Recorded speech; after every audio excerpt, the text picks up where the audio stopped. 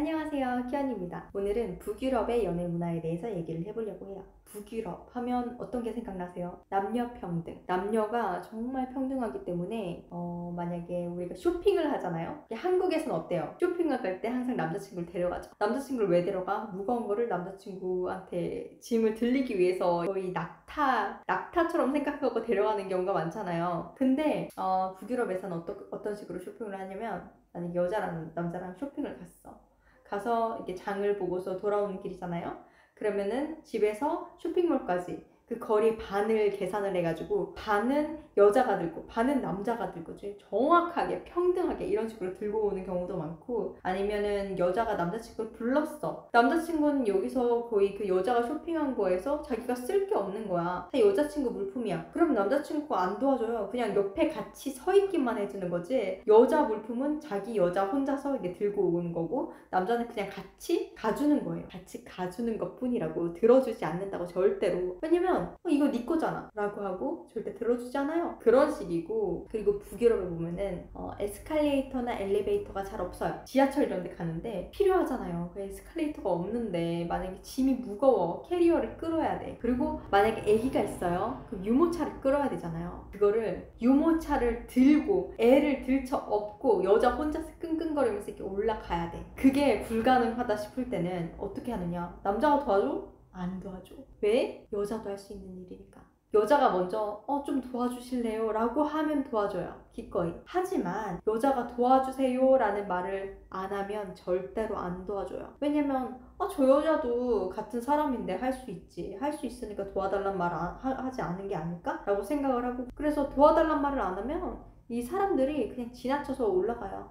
본척만척해요. 근데 여기서도 도와주는 사람이 있어요. 어떤 사람들이냐면 이민자들. 난민들, 이민자들. 이 사람들이 거의 터키 사람들이 대부분일 거예요. 터키 사람들이 굉장히 많아요. 그 유럽에 퍼져 있는 사람들, 그 북유럽 쪽에는 거의 대부분이 터키 사람이고, 그 다음에 그 중동에서 온 사람들, 뭐 시리아 난민 이런 식으로 올 거예요.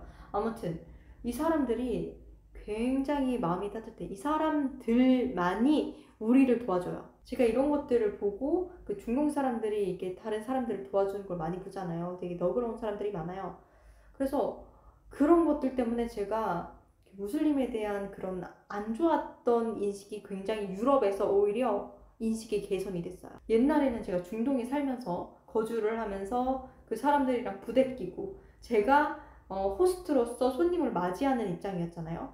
그래서 굉장히 무례한 사람들도 많고 행동을 막 하는 사람들이 많았고, 그래서 안 좋은 이미지가 굉장히 차곡차곡 쌓였던 것 같아요. 제가 그 사람들만 정말 안 좋게 본 게 아니라 그냥 인간 자체의 혐오감을 느꼈달까? 그런 그 승무원이란 직업이 그래요. 하도 희한한 진상들이 많아가지고 그런 상태였는데, 오히려 유럽에 나오면서부터 이 중동 사람들, 그리고 무슬림 사람들, 아랍인들, 이 사람들에 대한 편견이 다 깨졌어요. 이 사람들은 굉장히 마음이 따뜻하고 사람들을 정말 많이 도와줘요. 그러니까 기존 토착 세력보다 훨씬 더 가슴이 따뜻한 사람들이라고. 그리고 북유럽은 남녀 평등 사회잖아요. 서유럽도 그렇지만. 그래서 남자 여자가 공평하게 돈을 벌어야 돼요.